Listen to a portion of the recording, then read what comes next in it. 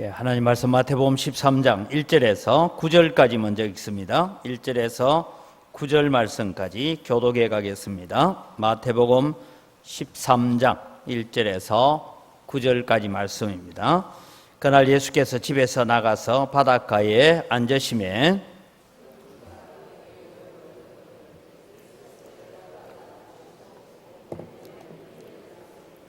예수께서 비유로 여러 가지를 그들에게 말씀하여 이르시되 씨를 뿌리는 자가 뿌리러 나가서 들어는 흙이 얕은 돌밭에 떨어지매 흙이 깊지 아니하므로 곧 싹이 나오나 들어는 가시떨기 위에 떨어지매 가시가 자라서 기운을 막았고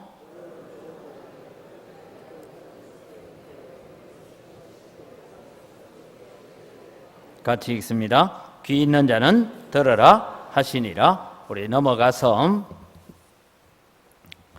18절 말씀부터 22절까지 봅니다. 18절에서 23절까지입니다.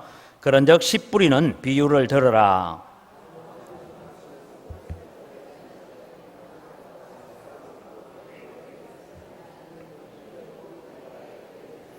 돌밭에 뿌려졌다는 것은 말씀을 듣고 즉시 기쁨으로 받되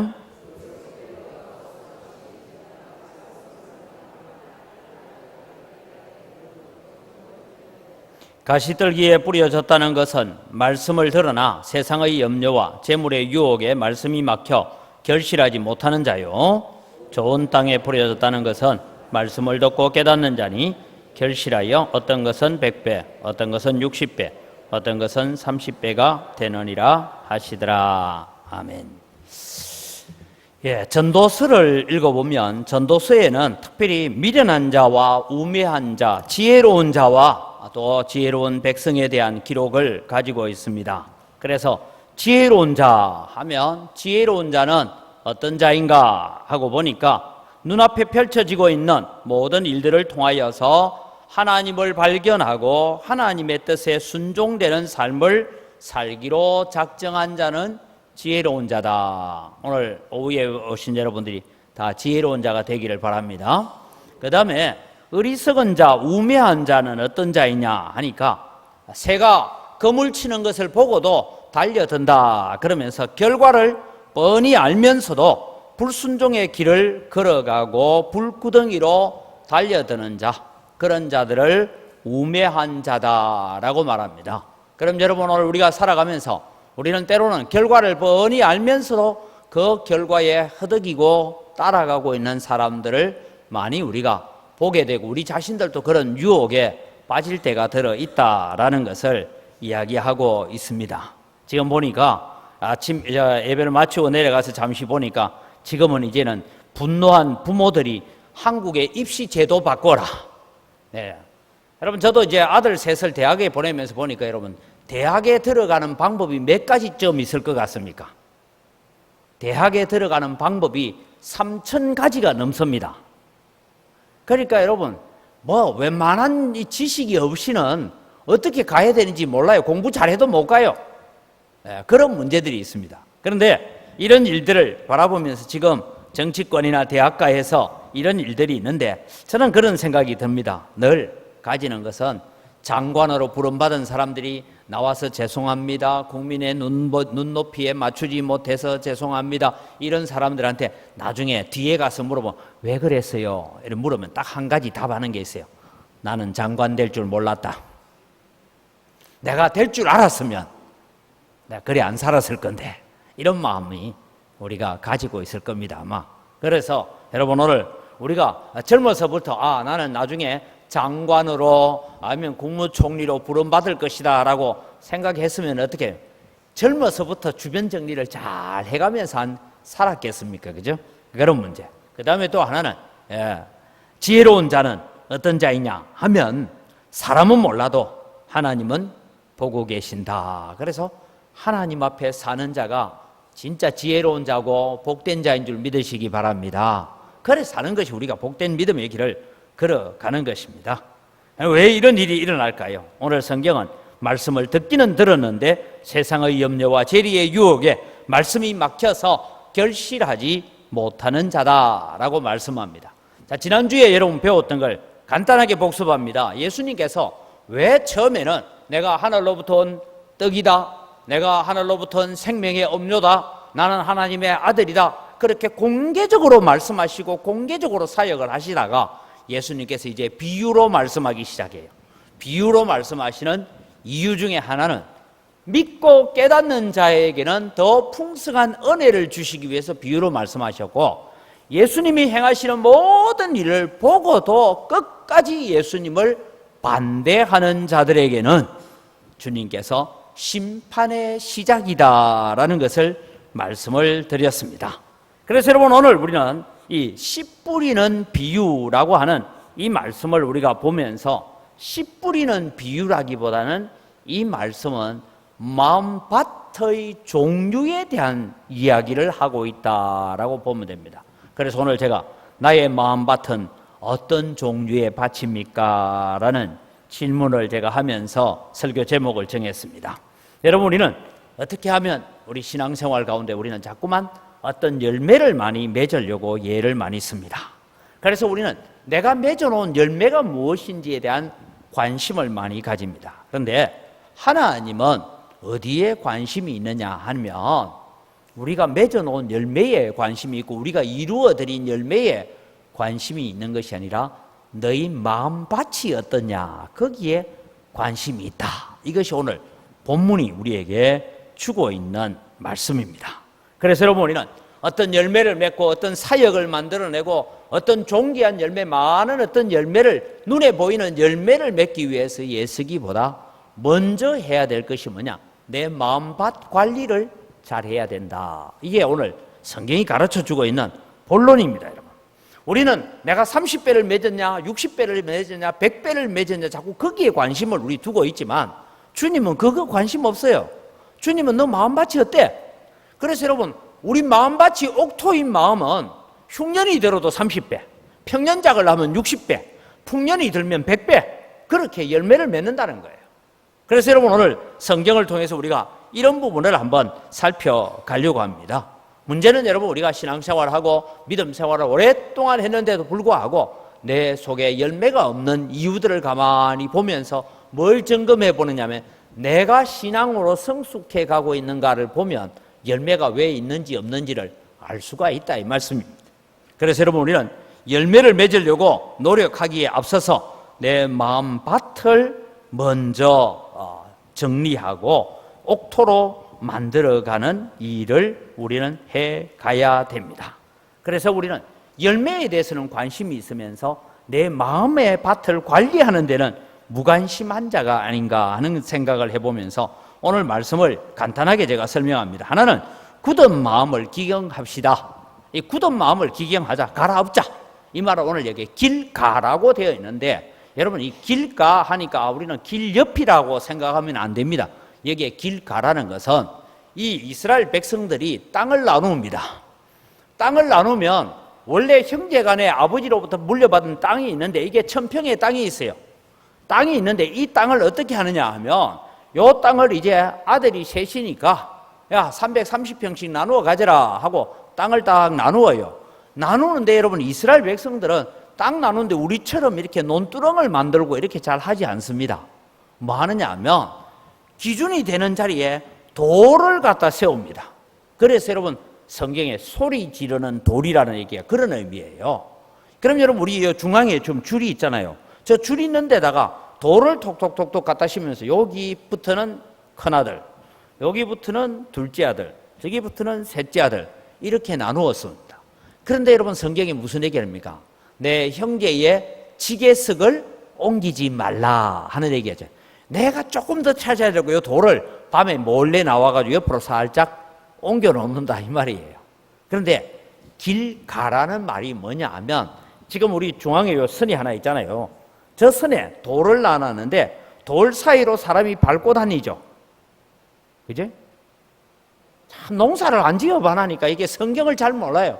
돌 사이로 밟고 지나다니니까 거기는 뭐가 돼 있어? 땅이 다져져 가지고 거기에는 단단한 땅이 되어 있다. 그래서 거기는 여러분 길이 되어 있다 이 말이에요. 그 위에 씨앗을 뿌리는데 거기에 씨앗이 떨어지면 이게 여러분 뿌리가 납니까 안 납니까? 새들이 와서 얼른 감사합니다 하고 딱 잡아갔다. 요 얘기가 지금 길가 그래 보면 됩니다. 그래서 여러분 우리는 아스팔트 위에 떨어져 있는 씨앗 뭐 이래 정리하는 게 아니고 길가라는 것은 그 의미를 가지고 있다. 그래서 길가 하는 것은 마음이 굳어 있는 자 그래 보면 됩니다. 그래서 마음이 사람들에게 계속 여기는 원래는 거기에 아버지 농사 지을 때는 천평이 다 농사 지었어요. 근데 3등분 하다 보니까 어때요? 중간에 2줄을 꺼야 되잖아요. 근데 그 꺼놓은 그 줄은 사람이 늘 밟고 다니고 하다 보니까 단단하게 굳어져서 거기에는 씨앗이 떨어져도 새 먹이밖에 안 된다 이 얘기입니다. 그래서 여러분 오늘 우리는 우리의 마음이 굳어지지 않도록 애써야 됩니다. 우리의 마음이 굳어지는 일들, 강팍해지는 일들이 우리는 종종 있습니다. 뭐가 우리의 마음을 강팍하게 하느냐 하면 죄가 우리의 마음을 강팍하게 하고 욕심이 우리의 마음을 강팍하게 하고 하나님의 말씀보다는 내 생각이 앞서갈 때에 우리의 마음이 강팍해집니다. 그래서 사무엘상 15장 22절 23절 같이 읽습니다. 사무엘이 이르되 여호와께서 번제와 다른 제사를 그의 목소리를 청종하는 것을 좋아하신 같이 좋아하시겠나이까? 순종이 제사보다 낫고 듣는 것이 순양의 기름보다 나으니 이는 거역하는 것은 점치는 죄와 같고 완고한 것은 사신 우상에게 절하는 죄와 같음이라. 왕이 여호와의 말씀을 버렸으므로 여호와께서도 왕을 버려 왕이 되지 못하게 하셨나이다. 이 사울왕은 하나님의 말씀보다는 내 생각이 앞섰어요. 하나님의 명령보다는 내가 가진 가치관이 앞서갔어요. 그러다 보니 말씀을 아무리 들어도 그 마음밭이 갈아엎어지지 않더라라는 것을 말씀합니다. 두 번째는 고난을 훈련의 기회로 삼읍시다라는 얘기입니다. 돌밭에 대한 얘기를 하고 있습니다. 오늘 여러분 여기에 해석을 들어보면 돌밭에 대한 이야기가 나타나는데 이 돌밭은 도대체 무슨 밭이냐 하는 얘기를 우리에게 말씀하고 있는데, 돌밭에 뿌려졌다는 것은 말씀을 듣고 즉시 기쁨으로 받되 그 속에 뿌리가 없어 잠시 견디다가 말씀으로 말미암아 환난이나 박해가 일어나는 때에는 말씀을 버리고 가는 자다. 여러분 이건 성경에 딱 한 구절을 가져오면 됩니다. 요한복음 5장에 보면 베데스다 목가에서 38년 동안 알아 누워있던 사람에게 예수님이 그 많은 병자들 가운데 딱 한 사람을 보고 네가 낫고 싶었냐? 예, 내가 낫고는 싶은데 이것들이 순서도 안 지킵니다. 그러니까 네 자리를 들고 걸어가라 했어요. 그러니까 다 나왔어요. 38년 동안 알아 누웠던 병이 나왔어요. 자리를 뚫뚫 말아가는데 뭐라고요? 너 이거 들고 가는 자리의 길이가 안식일에 들고 갈 수 있는 길이보다 긴 거다. 그러니까 유대인들로부터 정죄를 받았어요. 그러니까 이 사람은 내가 예수님 믿고 따라갈 것인지 유대인 사회 속에 남아있을 것인지, 그래서 예수님을 유대인에게 고발합니다. 그러니까 여러분 38년 된 병 나사 줘봐야 소용없다 이 말입니다. 그래서 여러분 어디에 관심이 있느냐? 이게 돌밭입니다. 즉 말씀 때문에 예수님 따라가려고 하면 겪게 되는 어려움이나 시험 앞에 무너지게 된다. 왜? 마음밭에 흙이 깊지 못하다. 자, 흙이 깊지 못하다. 이 돌밭이라는 것은 여러분 우리가 밭이 있는데 돌이 많다 그런 의미가 아닙니다. 왜냐하면 밭을 개간하려고 하다 보니까 어때요? 밭 안에 있는 돌을 모아다가 바깥에 모아놓잖아요. 그 돌밭이라 생각해야 돼요. 그러니까 거기 흙이 없으니까 싹은 났는데 열매를 맺지 못하고 나중에 죽어버리는, 가뭄이 조금 오면 그래서 메말라 버리는 것을 두고 돌밭이다라고 말합니다. 이 돌밭이라는 것은 오늘 우리가 예수 믿는다 하면서도 여러분 우리 마음속에 두 가지 종류의 엉어리들을 가지고 있습니다. 사람마다 가슴 속에 어떤 엉어리들이 있어요. 어릴 때 자라는 가운데서 받았던 충격적인 사건이나 혹은 부모로부터 사랑받지 못했다거나 뭐 이런 것들이 엉어리가 있어요. 그걸 두고 또 썸뿌리라 하기도 합니다. 자라오면서 받아온 좋지 못한 영향력, 이런 것들이 우리를 지배하는데 그게 모난 성격일 수도 있고 잘못된 습관일 수도 있고 특정한 우리가 열등감일 수도 있습니다. 히브리서 12장 14절 15절을 같이 봅니다. 모든 사랑과 더불어 화평함과 거룩함을 따르라. 이것이 없이는 아무도 주를 보지 못하리라. 너희는 하나님의 은혜에 이르지 못하는 자가 없도록 하고 또 썸뿌리가 나서 괴롭게 하여 많은 사람이 이로 말미암아 더럽게 되지 않게 하며. 이 썸뿌리 사람마다 다 가지고 있어요. 제게 썸뿌리는 뭘까요? 나 키 큰 사람 보면 화가 나. 이게 뭐 쉽게 말하면 썸뿌리가 될 수 있다는 거죠. 예. 그러면 내 살아가는데 아무 이상 없는데 누가 내보고 뭐 말하지도 않는데 예를 들면 그런 거예요. 근데 저는 키 때문에 한 번도 열등감 가져본 적 없어요. 이만하면 됐지 뭐. 그런데 그렇게 좀 하나님께서 주시는 은혜에 대한 이 자존감을 가지고 살면 되는데 그렇지 못하다. 우리 여성들은 또 어떤 보면 저거는 왜 저래 예뻐? 그냥 괜히 예쁜 사람 보면 저거 깎았어 저래. 자연 미인 아니야? 뭐 이러면서 또 이제 막 시기 질투가 일어나는 이런 얘기들을 우리가 할 수 있다는 거죠. 예. 이런 부분들. 아니 저 인간은 왜 날 때부터 부잣집에 태어나가지고 뭐 이런 열등감을 가질 수도 있고요. 이런 우리가 여러 가지 사회 주변에서 내 자라오는 과정 속에 가졌던 이런 것들이 열등감이라든지 썸뿌리가 되어서 나오게 될 때 참 어떤 분은 너무너무 좋은데 특정한 부분에 대해서는 얘기하지 마라. 그 사람은 그 얘기만 꺼내만 막 이래 된다. 이런 사람들이 있잖아요. 그런 썸뿌리들이 결국은 우리로 하여금 영적으로 자라가는데 방해되고 있다라고 말씀을 합니다. 그래서 여러분 이제는 지금까지 겪은 고난이든 앞으로 겪게 될 고난이든 우리는 그 고난 때문에 상처받는 자가 아니라 그 고난 때문에 주님 더 닮아가고 그 고난 때문에 주님께 더 가까이 나아가는 믿음을 가져야 되겠다고 자신을 훈련하는 여러분 되시기를 바랍니다. 이게 여러분 우리가 돌밭을 극복해내는 방법입니다. 혹 여러분 내 주변에 가시 같은 이웃이 있다면 하나님께서 저 사람을 통하여 나를 훈련시키고 있구나라고 생각해. 때로는 내게 대해서 비판적이고 좋지 못한 사람이 있다면 하나님께서 나로 하여금 조금 더 낮아지라고 말씀하고 있구나. 그렇게 우리는 깨달아 가야 됩니다. 그래서 고린도 교회를 향하여서 바울 사도가 하도 고린도 교회가 바울 사도를 두고 비난을 하고 뭐 이렇게 당파가 되어지고 이러니까 바울 사도가 이런 말을 합니다. 고린도후서 6장 11절에서 13절입니다. 고린도인들이여 너희를 향하여 우리의 입이 열리고 우리의 마음이 넓어졌으니 너희가 우리 안에서 좁아진 것이 아니라 오직 너희 심정에서 좁아진 것이니라.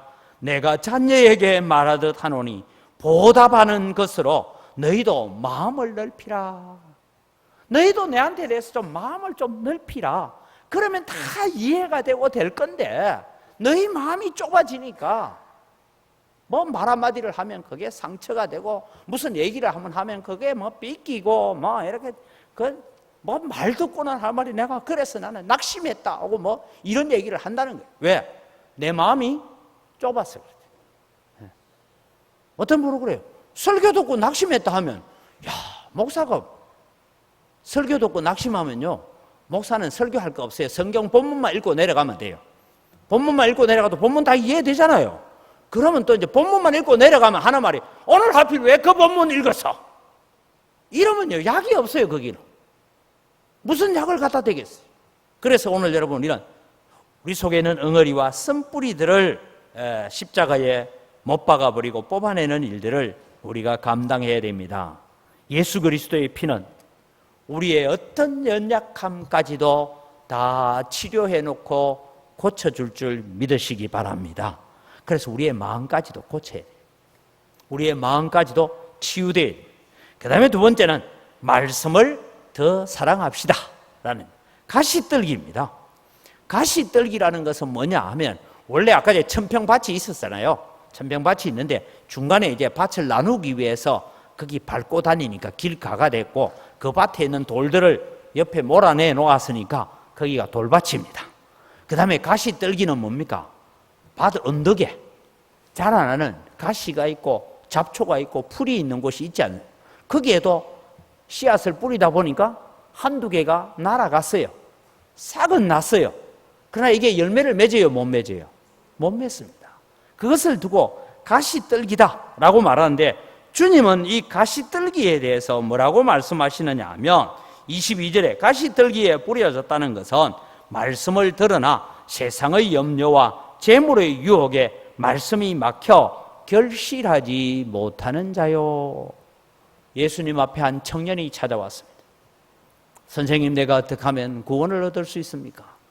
모세가 너희에게 말한 모든 율법을 다 지켜 행하라. 그리하면 구원을 얻으리라. 예, 저는 어려서부터 율법을 지켜 행함에 있어서 부족한 것이 없었습니다. 예수님께서 그 청년을 보시고 사랑스러워했대요. 사랑스러웠어요. 그런데 예수님께서 하나 더 하시죠. 네가 정말 마음에 천국을 소유하고 싶거든 지금 집에 가서 내 소유를 다 팔아서 어떻게 하라고요?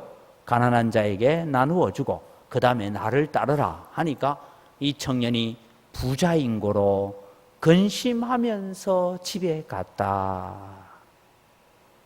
여러분 물어봅시다. 돈 많은 사람이 걱정거리가 많아요? 돈 없는 사람이 걱정거리 많아요? 그러면 돈 많이 가질래요? 적게 가질래요? 갑자기 답이 안 나오네, 그죠? 걱정 많아도 나 돈 많이 가질래. 흔히 여러분 그런 얘기 하잖아요. 황금이 1만 장이면 걱정도 1만 가지다라고 말하는데 이 부자 청년이 바로 그런 거예요. 주님의 말씀을 따라가고는 싶은데 붙들고 있는 것 놓치기는 싫다. 이게 여러분 이 부자 청년에 대한 이야기입니다. 그래서 하나님의 말씀을 들었습니다. 옳다고 인정도 했습니다. 그런데 내가 지금 누리고 있는 삶을 포기하기는 싫은 것이죠. 내가 지금 가지고 있는 이 삶을 포기하고 주님 따라갔는데 거기에 뭐가 주어질지 모르는데 불안한 거죠. 그래서 여러분 오늘 우리는 하나님의 말씀을 대하는 태도에 있어서 히브리서 4장 12절은 우리에게 이런 말씀을 하고 있습니다. 하나님의 말씀은 살아있고 활력이 있어 좌우의 날선 어떤 검보다도 예리하여 홍과 영과 및 관절과 골수를 찔러 쪼개기까지 하며 그 마음의 생각과 뜻을 감찰한다. 오늘 제가 오전에도 말씀드렸지만 우리가 하나님 앞에 오늘 이 세상을 살아가면서 이렇게 고민하며 삽시다 하면 그게 별로 듣고 싶은 설교가 아니에요.